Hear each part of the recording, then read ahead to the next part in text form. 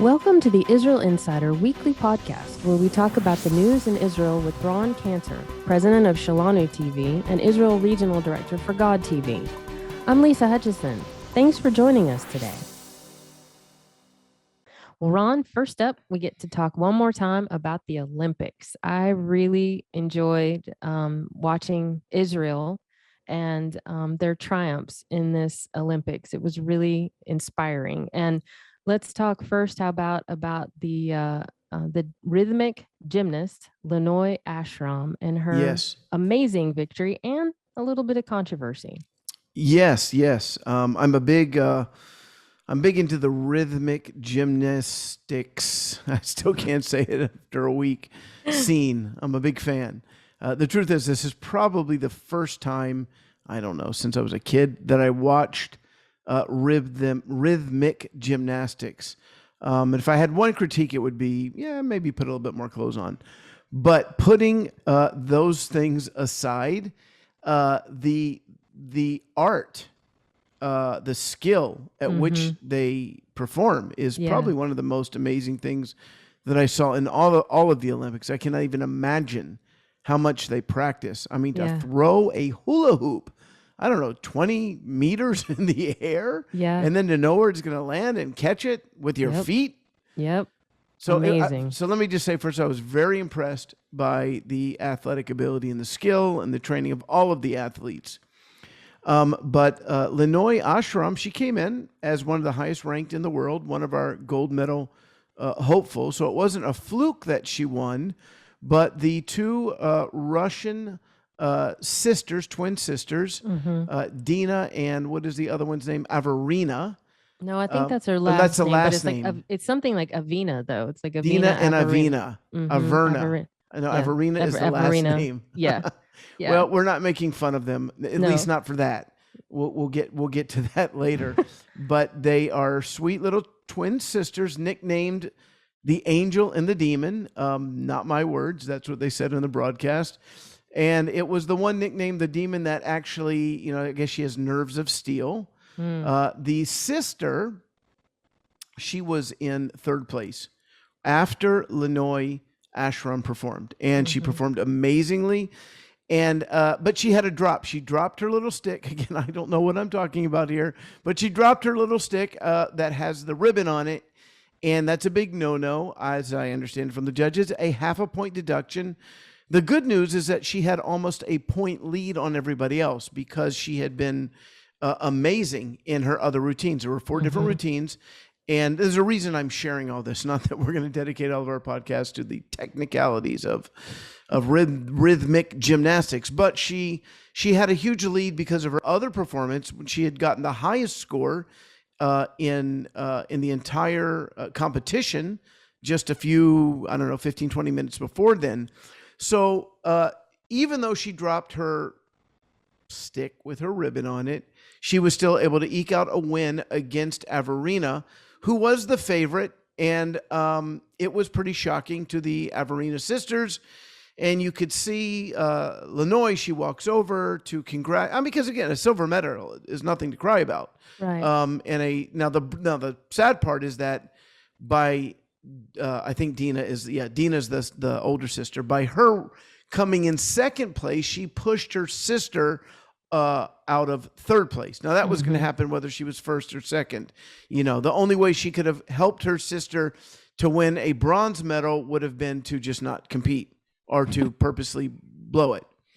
Which, if she was a good sister, she may have considered that, but she didn't.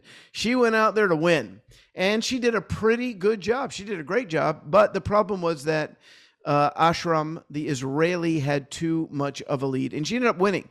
I don't know if you watched it, Lisa. I'm pretty sure you did because you wrote this great article about it, but there was some drama after the Russian performed, in that it took a long time for her score to be calculated.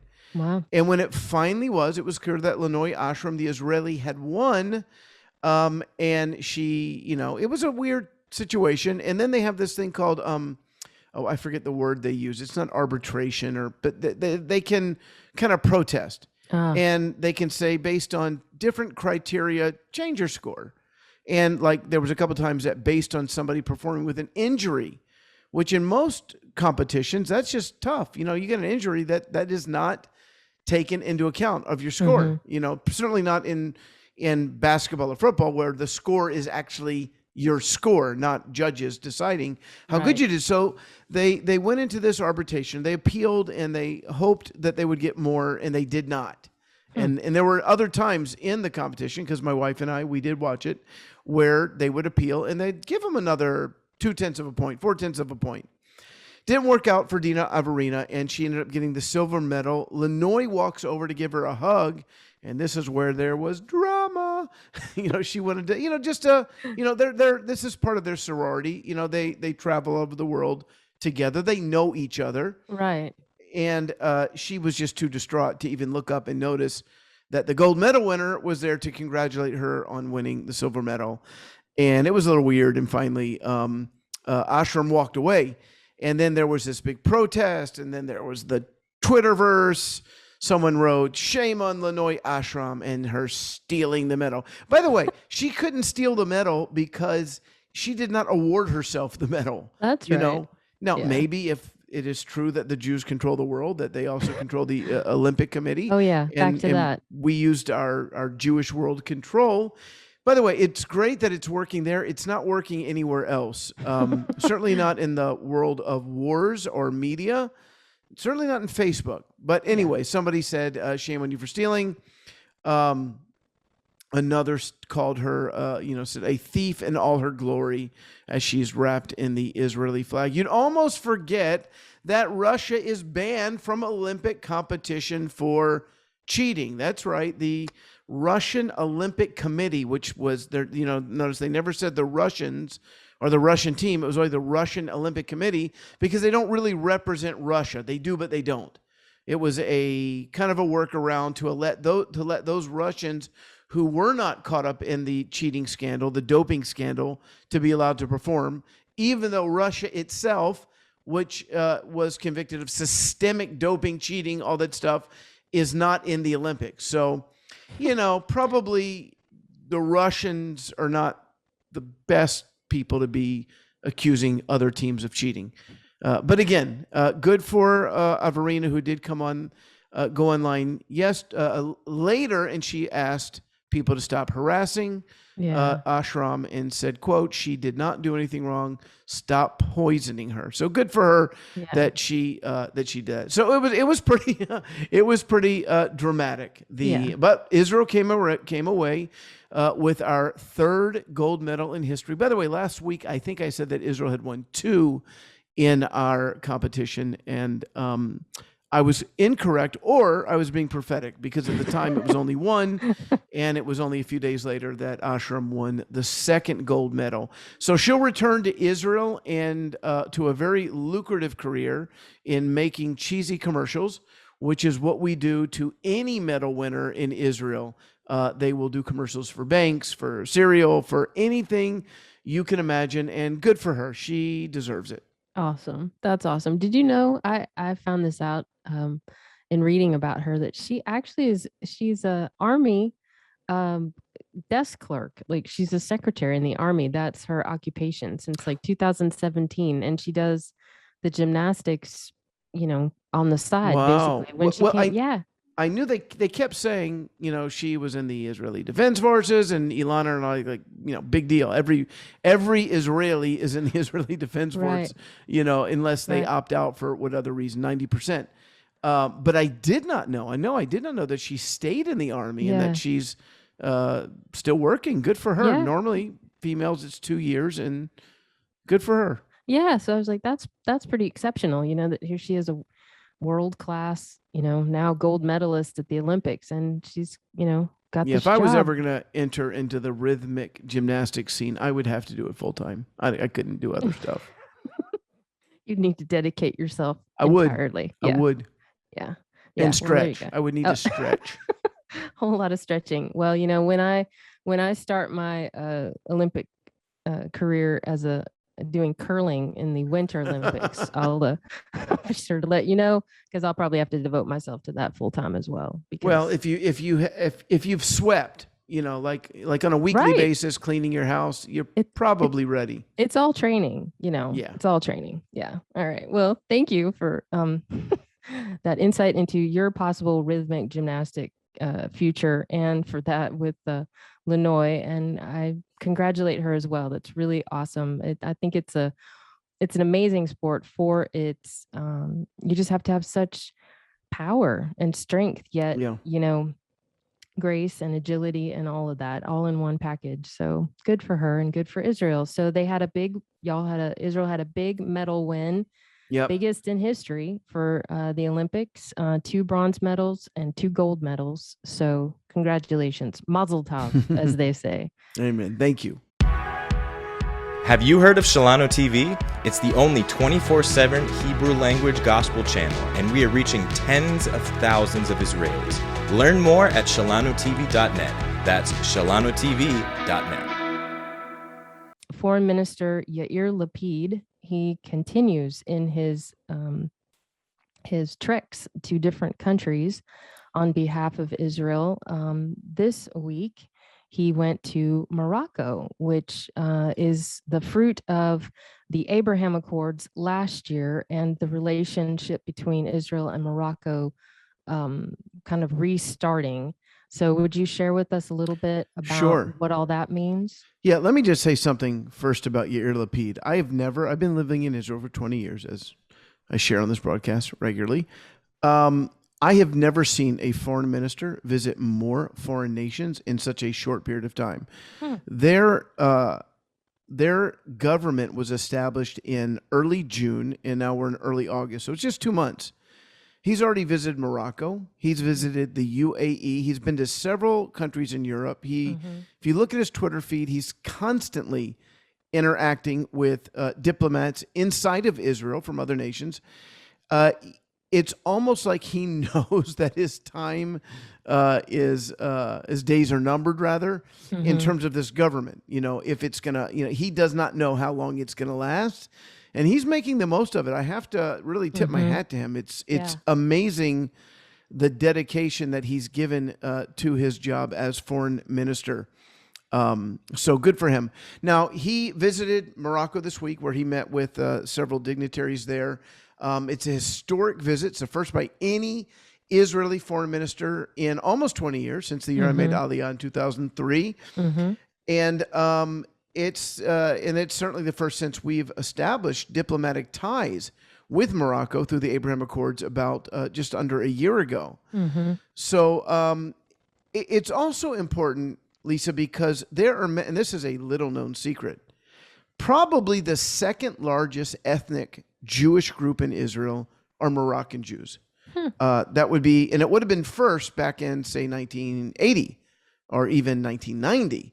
But it was just after 1990, 1991, when the former Soviet Union collapsed, that 1 million Russian-speaking Jews poured back into Israel. We talked last week about the prophecy that Jeremiah had about the exodus from the land of the north being greater, more significant, that people would not even be talking about the Moses exodus, but about the modern exodus from the land of the north. And of course, we believe that was the massive 1 million Israelis, or rather Jews, who came out of the former Soviet Union.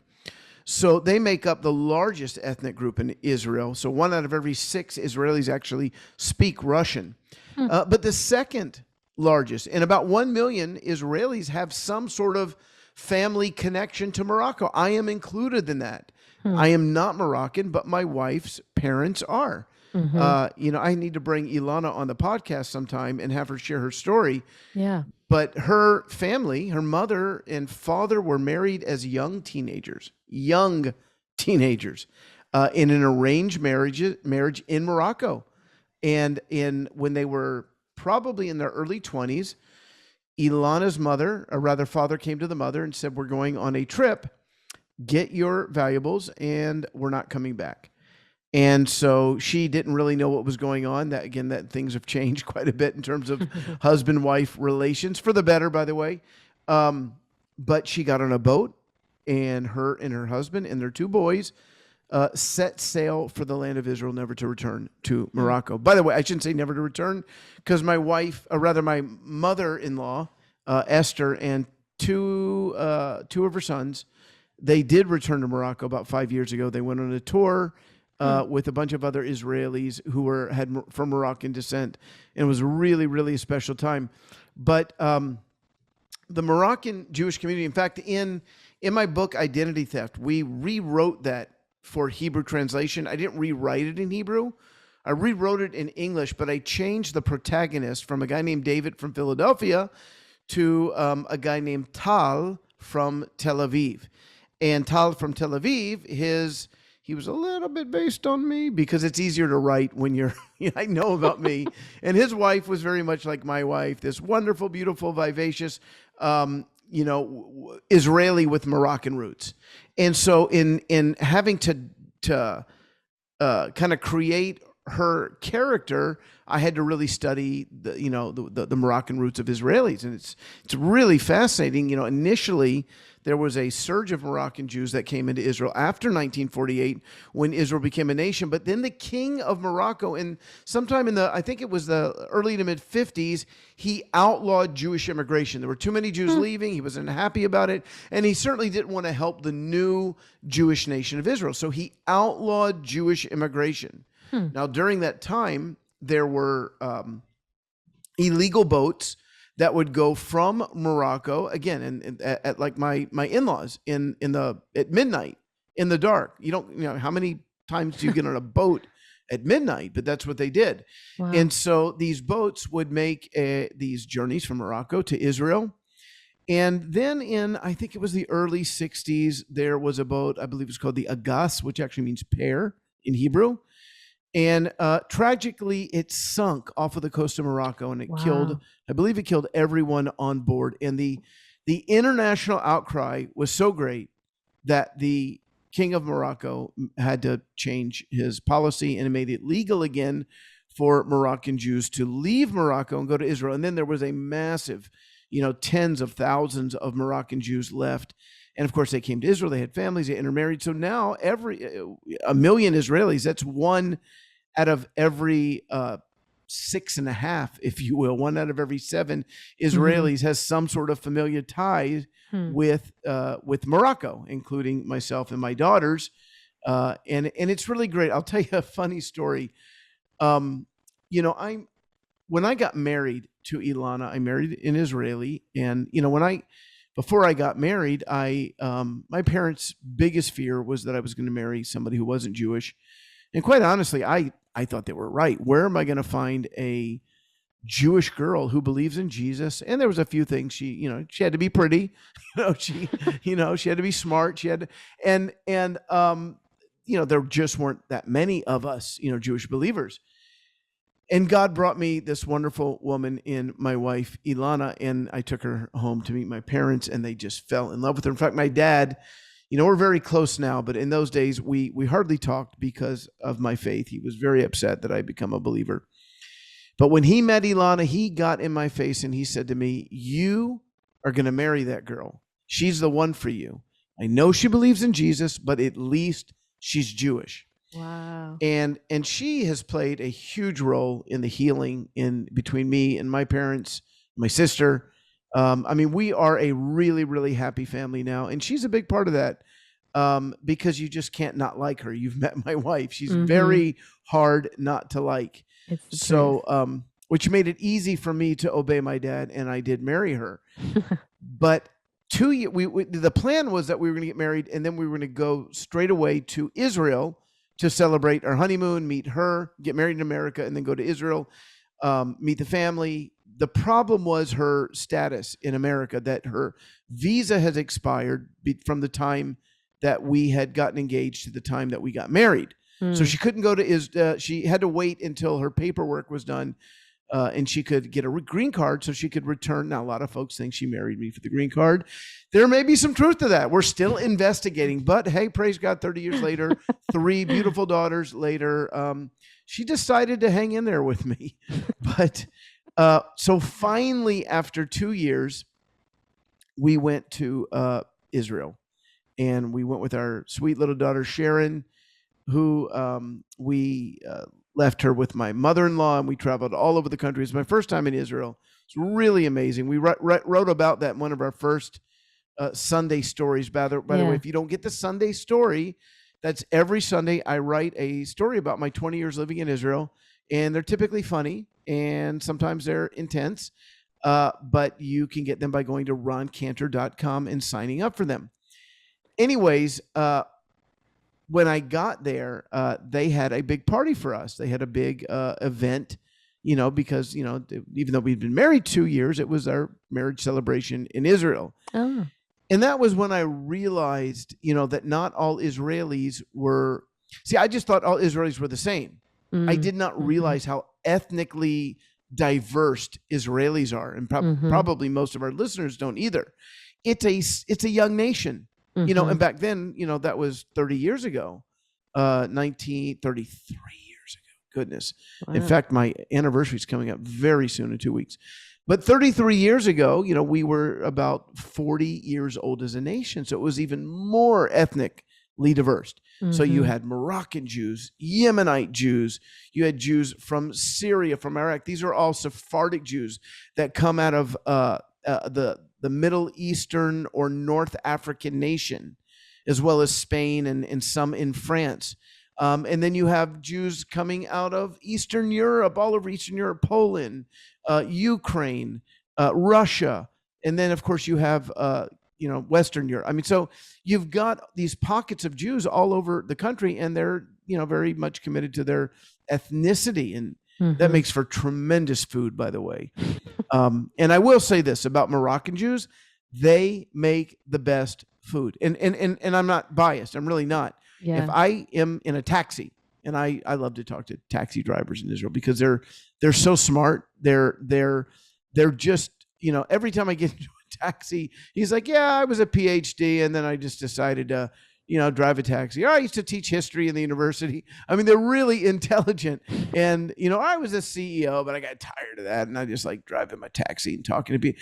And whenever I tell them I'm married to Moroccan, the first thing they say is couscous, because Moroccans make the most amazing couscous. I didn't know what that was when I got married, but a week before I got married, Lisa, I had my wisdom teeth pulled, and it was right. I just met my mother-in-law, or my soon-to-be mother-in-law, maybe 2 days before that. She'd come to America for the wedding, and she made, and because I had my wisdom teeth pulled, I was on Percocet, and I was in another world. I took a nap. When I woke up, my dear sweet fiance led me to the kitchen where there was a plate of chicken in soup and couscous together with vegetables. Wow. This is a very famous dish in Moroccan Jewish homes. Every Friday night, they typically serve it. It melted in my mouth. Now, it may have been the drugs. I'm willing to admit that, because as much as I love couscous, I've never had anything like that first time. It was just amazing. So I'm saying all that to say that there's a huge connection between Morocco and Israel. Yeah. And it's a big deal that Yair Lapid has gone there to strengthen the relationship with the North African nation. Yeah. And visit there's still, I think I read, a few thousand Jews that live there in, I believe, the Casablanca area. Yeah. And that's where my mother-in-law is from, Casablanca. Oh, okay. My father-in-law was from Fez, which is another city. And yeah. Yeah, very famous. There was some, I don't know that I'll say his name right, but Maimonides.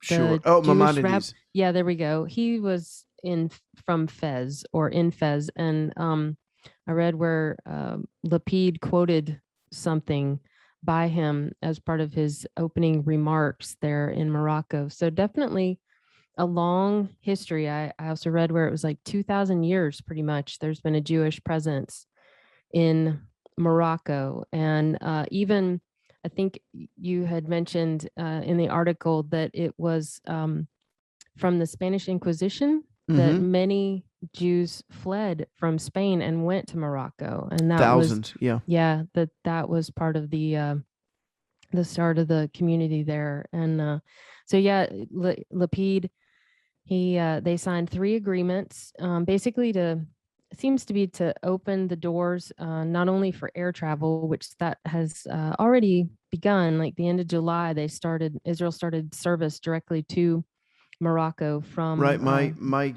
The Canner girls are planning a trip Nice. to celebrate one of their birthdays. So the mom and the 3 girls are gonna head over there, and they're gonna visit the land of their grandmother. The grandma can't go; she's still with us, thank God, but she is not. She doesn't move like she used to, or as they call her, Safta, which is how we say grandmother in Hebrew.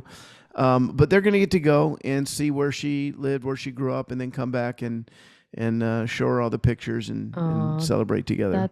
That's really sweet. I just wanted to share one little story of mine from one of my trips to Israel. I got invited to a Friday night, a Shabbat, at a Jewish family's house in Jerusalem, and the woman of the house, she was of Moroccan descent, and that was the best meal ever. Like it was amazing. Like I've eaten other Shabbat meals and just other meals, of course, in people's homes, in Israel. And I always love the hospitality, but that food it was amazing. I would definitely concur that the Moroccan Jewish cuisine is amazing. And there is no doubt. There is no doubt. It is. We have Moroccan salmon fish, which is this is also a staple in every Friday night in Moroccan homes. I don't even like fish, but I really like that. Well, you take fish. Typically, it's salmon, but it can be different kinds of fish, and you have them in steak form, and it cooks for hours in the juices of tomatoes and other unbelievable spices. The Moroccans use tons of spices. Cumin is one of the main spices, and it's just, and I'm not scheduled to eat for a couple hours. And so that we're gonna have to finish this right now because I know, because it's definitely making me hungry, and I'm sure it is you as well. So, but you have Alana there, so maybe she'll cook you some couscous or something. I do, but she's out for the evening, so not gonna happen. You're on your own. Okay. If you're enjoying the Israeli Insider podcast, then make sure to sign up for Ron's emails from Israel, full of news, teaching, and his new series, 52 Stories of Life in Israel, sent out every Sunday. Just go to roncanner.com to sign up. Last thing, just to give a little wrap up. I guess we probably can't leave the podcast without talking about the COVID situation in Israel, because like here in the U.S. and in other parts of the world, it has surfaced again with quite some fierceness. So fill us in on how things are going in Israel with COVID. Well, it's intense. Somebody wrote on my Facebook the other day, COVID's just the flu. It's like, okay, that I understood that a year and a half ago. I think we're beyond that. COVID's not the flu. It is a very serious virus. It's a deadly virus. Today, one of my best friend's mother passed away, after getting COVID. So it's real. And at this point, like I say, I don't know anyone who's passed away from the flu. I know they're out there and it's happened, but I don't know anyone. I've never been to a funeral where they've said, it's really sad he got the flu and just never, But at this point, I have many friends and acquaintances and know of many others, dozens of others who have died of COVID. So it's pretty serious. And I want to encourage our listeners to take it seriously, do what you have to do. We got vaccinated, but if you don't, just be careful. Don't go around other people, wear masks. There's a pastor in Tennessee who has banned mask wearing. And if there's one, and according to, the Torah or Jewish virtue or Jewish ethics, that's akin to murder because, the value of human life is a pretty big deal. And we know now that this Delta variant, it spreads rapidly. I have a friend who, his family, it seemed like a matter of hours, maybe 24 hours, it had spread to all of them. It came from a cousin or a sibling who then brought it to my friend and then his wife and then all their kids. And then, you know, we talked about, and we had a Israeli, the Katsir, which means harvest. For the first time in a year and a half, they were able to come meet together. We were so excited. And that's our youth, our national youth camps in Israel. And we were so excited that our kids were going to be able to come back together and meet again. And they depend on these youth gatherings to strengthen their faith, because many of them, they don't have other believers in their high school or their middle school. And so it was scheduled for this July. Our donors raised $4,000, 10% of their budget. So thank you to those who contributed. But they did everything right. You had to get a COVID test before you got there. And, you know, at least 72 hours before, every kid, you know, and many were well, actually, many weren't vaccinated because they were too young, you know, under 16 years of age. And they had to shut the camp down halfway through because one of the kids who tested negative, apparently he picked it up in between getting the test. And then he began to show symptoms at the camp. And last I heard, 54 out of 90. Wow. That's how quickly this thing spreads in gatherings. Wow. So, you know, I wrote this email today to we have typically I don't comment on what we write on what's called the General Messianic Network because it's a closed network, but I wrote it. so I can say what I said. But, there you go. You know, I said at the end of the day, I see a lot of division in the body of believers, you know, over the issue of COVID and vaccines. And we, as far as I'm concerned, the vaccine is a Romans 14 issue. You know, when you're putting something in your arm, you know, one group says, well, if you don't do it, you don't care about people, you know, you're going to kill people. Another group says, if you put it in the arm, you're going to be, you know, it's not clear. It's obviously not clear. And I don't think you can pressure somebody to put something in the arm that they're not comfortable with. I was comfortable with it. My main issue was I am called to travel the world and preach the good news of Yeshua. And right now they're saying you can't do that without a shot. So that was it for me. The other thing was my parents are old. They're in their 80s. I want to hang out with them. I want to eat with them. You know, when we're in the States, I want to be at their home every night eating with them. And we could not. My kids couldn't hang out with them. So that's where I came down. But what I'm concerned about is how the enemy is using this. What I would encourage everybody to do, whatever you see on the surface, there's always different goals for God and different goals of the enemy. So whenever coronavirus, and this is what I wrote, the first thing is I prayed, I said, God, what are you doing? You know, not what are you doing killing people, but like, what are you doing in the midst of this? What do I need to know? How can I be part of the solution? And our ministry, Messiah's Mandate, Shalano TV, we shifted and we started raising money for Holocaust survivors, for foreign workers in Israel who lost their jobs because most of them work with the elderly, for Israelis in need, for Messianic Jewish Israelis in need. And we've given away over 100,000 shekels. And this week, you know, we've talked about this as a team. We found, I think, just over $10,000 of funds that were unused that had been donated. And when I found those funds, I said, well, we got to give this away immediately. And we sent out an email and we asked folks if there are any, and we work through local congregations. We don't just throw money out. We work through local pastors. We reach out to the pastors and we say, pastors, in your congregation, in Jerusalem and Haifa and Tel Aviv, in your congregation, do you have needs? And as they responded, within 24 hours, we gave away all of the money. Yeah. And the thing that was crushing for me, Lisa, is that people kept responding. And I just said, all right, we'll just take it from the general budget. But now because all the needs were so real and genuine. I mean, you know, and just heartbreaking, all of them. Yeah. One was a singer who hasn't performed in a year and a half. Yeah. Her husband runs a school that is now non-existent. You know, they don't have funds. And lots of them with, you know, 5 or 6 children and just, you know, the whole work situation. Yeah. All of that.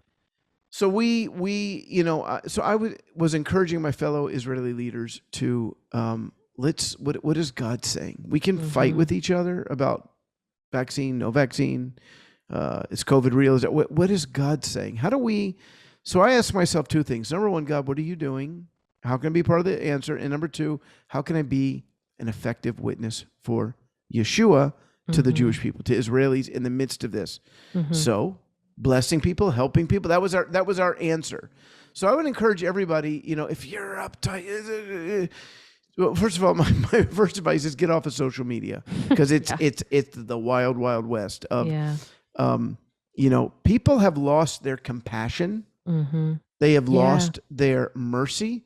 I saw a post today by someone that it was a conference about, I guess they're atheist, or maybe they're people who've been hurt by fundamentalist Christianity. I don't know. But the conference is to stop Christianity. Now, when I see that, and I'm just telling you me, when I see that, I don't get mad. I don't get offended. My heart goes out to them. I want to reach them. I want to love them. I want to see them embrace Yeshua. There were tons of comments, and they were mostly, well, they're going to end for a rude awakening. Their place in the lake of fire. It's like, wow. That's not the heart of God. Yeah. And that only reveals our insecurity. Like I want to be secure as a believer. I know who I am. I know where I'm going. Jesus loves me. If the left is against me, if Hollywood is against me, I'm still going to love them. I'm still going to reach out to them. I am not going to get in this mode where I may be their enemy, but Satan is my enemy. Yeah. And he's trying to pull them into hell. So I'm going to keep loving them. But we got to watch our witness. How is the world viewing us? And one thing that Jesus said, amongst many others, is that they will know that you are my disciples by your love for each other. Yeah. So my encouragement is that we can't fight. We got to respect each other, love each other, and let's be an example of that love to a lost and dying world. So COVID, let me get off of my platform and just share what you asked me. This was your actual question. What's going on? Well, they're starting to give. They already started giving the third shot, which is mostly the Pfizer shot in Israel, to those who are elderly. And now they are giving it to people who are 50 to 60 as well. Now, to be clear, Lisa, those are really old people, people between 50 and 60, not like you and me. So we That's need right. to keep those people in prayer, those old people. That's right. But it is funny. I do read that and think, man, those old people. But so they are doing that now. They've just Israel is set to become the first country in the world to offer the COVID boosters to those who are 50 and above. They just had a cabinet meeting, I think, today, and they're recommending that the health ministry. Or actually, let me just read it. This is from the Times of Israel. The Government Advisory Panel on Health Experts on Thursday night decided to by the way, Thursday night is, because they're ahead of us, right. To recommend lowering the age from which Israelis are eligible for a third coronavirus vaccine dose from 60 to 50. So again, we'll be the first in the world doing that. Israel's kind of led for good or for bad, we have led the charge in dealing with coronavirus. And it looked like we had defeated it back in June. We were down to 6 cases today. And now we are 1,000% above that, averaging now over 6,000 cases a day. And the experts are saying, and again, by experts, that word is losing meaning every day because there are different opinions on both sides, but in Israel, they're saying that the vaccine is effective. You have but it's not as effective against the Delta variant as it was against the Alpha variant, or the Alpha. I guess that wasn't a variant, but the original virus. And so you have a 1 in 6, or 6 in 1 less chance of being hospitalized if you have the vaccine in you. But again, I remember what they were on CNN right now. They're saying you have a 1 in 99.99 chance of going to the hospital. Israel, they're saying 1 in 6. And I think that's because Israel, it spreaded it spread much more quickly in Israel. Mm-hmm. And I think America is much more spread out, particularly Mm-hmm. in the rural areas. Mm-hmm. So it doesn't spread as fast, but we could be in that situation eventually. So Yeah. And one thing too that I've just been really impressed with in Israel and how Israel is responding to it is not only with the vaccines, but with the treatments. yeah, Like there is such innovation. One trial study, which I hope going forward for people, it'd be something that would really, be able to go to market pretty quickly. But they had a really impressive trial with like 88 people who were in the hospital, which I'm pretty sure in that regard, it's for, very serious. And they had right. 0 intubations, 0 need for, the breathing machine, Ventilator, ventilator. Thank you. And also known as a breathing machine. thank you. And people were out in 5 days. Like, I mean, from like really critical to out and on their way to healing in 5 days. So things like that, different technologies, they're working on ways to, make sure all the machines in the hospital, the surfaces are clean. They're using light to do that, just a lot of different things that Israel's really out there on the forefront, trying to find ways to deal with this as the whole world is dealing Right. with it. Yeah, and they have discovered several medicines that are FDA approved right now that are effective in treating Mm-hmm. coronavirus. So it's it's a crazy world in which we live in right now. Who we didn't think we'd be here 2 years ago, but we're here. Mm-hmm. And we've got to be asking God, what do you want from us right now? How do we Yeah. reach people? At the end of the day, we can only take with us into the next life people that we bring with us into the kingdom. And that really is our passion. One of the reasons I love that we are doing Shalano TV 24/7, Hebrew gospel on the internet, on Facebook, on YouTube. One of the reasons I'm so excited about that is that we're preaching the gospel all the time. Yeah. And people can find us all the I can be sleeping and my video testimony is being watched, viewed now over 37,000 times by Israelis. Wow. So that's got to be our focus. Mm-hmm. And what the enemy wants to do is to distract the body of believers, the ecclesia, from our mission, the Great Commission to preaching the gospel, winning the world, making disciples. That is our commission from Jesus. Jesus never said you got to be on your guard against conspiracy theories. No. He called us to preach the gospel. Is Bill Gates going to take over the world? I don't know. Maybe not. I don't care. I want to win people to the Lord. Yeah. I don't know. I heard this one message a year and a half ago by a pastor where he had 7 different conspiracies that he thought were all true. Wow. And in order for them all true, some of them could not be true. But yet in his message, they were all true. And I kept thinking, who cares? And again, I don't want to sound callous. I mean, that eventually there's going to be an Antichrist. And you can protest him all you want, but he seems to be part of God's plan to bring Jesus back. So evil people are going to do evil things. In the meantime, let's try and win people. Let's shine the light of, and that's why I got so upset by that post, that seemed to be rejoicing that these people were going to hell because they were having a conference that was against Christianity. That's not the heart of God. That's the heart of insecure people. Yeah, that's right. All right, back to preaching again.